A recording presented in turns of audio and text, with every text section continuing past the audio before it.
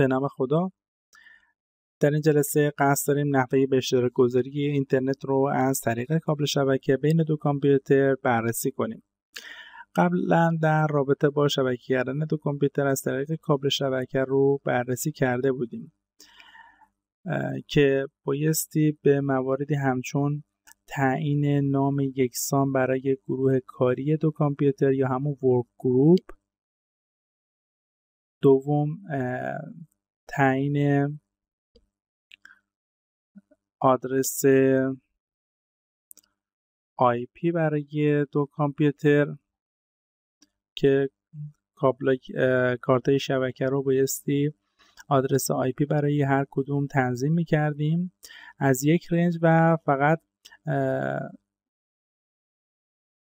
آدرس IP کامپیوترهای مورد نظرمون رو بایستی متفاوت تعیین می‌کردیم که به عنوان مثال در کامپیوتر دوم ما از 192.168.0.3 استفاده کردیم. پس در کامپیوتر اول بایستی از به عنوان مثال از 02 استفاده کنیم و تنظیمات مربوط به فایروال ویندوز. اما برای اشتراک گذاری اینترنت لازم هستش که ما وارد کامپیوتر اول بشیم و تنظیمات مربوط به شیر کردن اینترنت رو انجام بدیم تا بتونیم اینترنت رو برای کامپیوتر دوم داشته باشیم. خب برای این موضوع وارد نتورک کانکشن میشیم.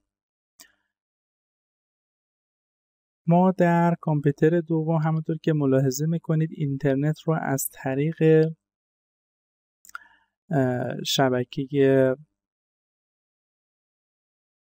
وایرلس دریافت میکنیم و قرار هستش که این اینترنت رو بر روی کارت شبکه کابلی خودمون به اشتراک قرار بدیم برای کامپیوتر اول. خب ما بر روی کارت شبکه وایرلس خودمون راست کلیک میکنیم و پراپرتیز رو انتخاب میکنیم.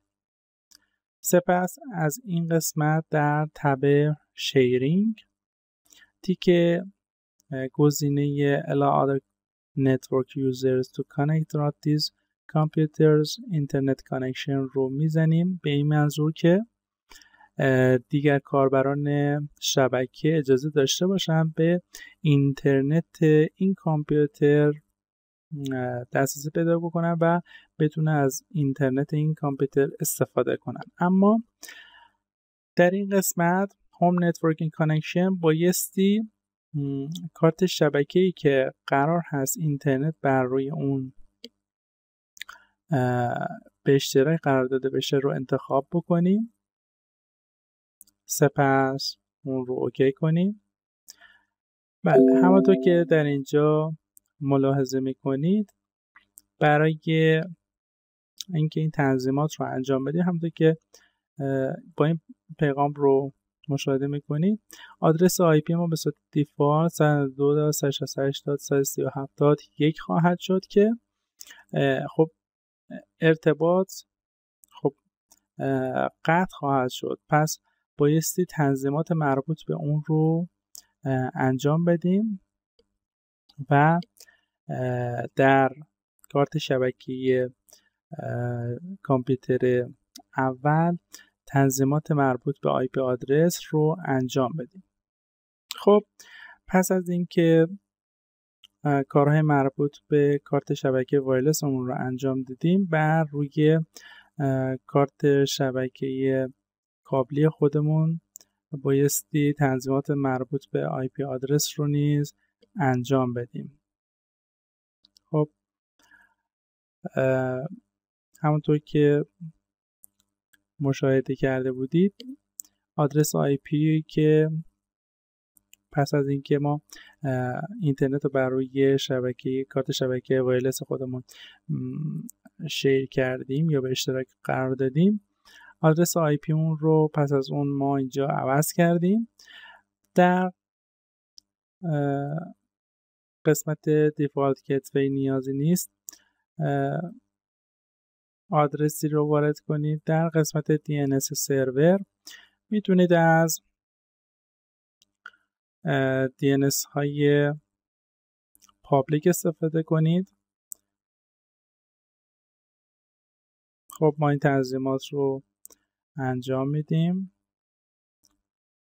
تنظیمات بر روی کامپیوتر اول انجام شده و حالا بایستی بر روی کامپیوتر دوم تنظیمات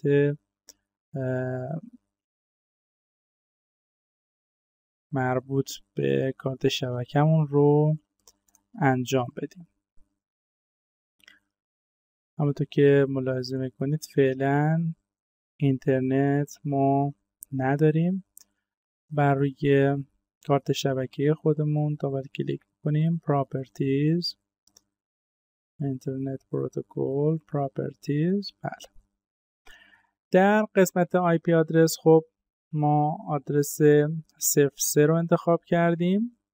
در کامپیوتر اول آدرس کامپیوتر اول بود 192.168.0.2 که به عنوان دیفالت گتوی برای این کامپیوتر در نظر میگیریم و در قسمت DNS نیز میتونیم از همون پابلیک DNS ها استفاده کنیم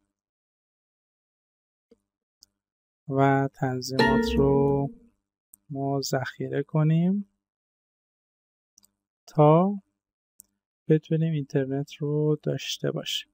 خب حالا در قسمت نتورک اند شیرینگ همونطور که ملاحظه میکنید دسترسی ما به اینترنت آزاد هست و بایستی در حال حاضر اینترنت رو برای این کامپیوتر داشته باشیم. خب اجازه بدین که ببینیم آیا اینترنت رو برای کامپیوتر دوم داریم یا خیر. بله همونطور که ملاحظه میکنید کامپیوتر دوم اینترنت به اینترنت متصل هستیم و میتونیم از اینترنت که بر روی کامپیوتر اول شیر کردیم برای کامپیوتر دوم استفاده کنیم.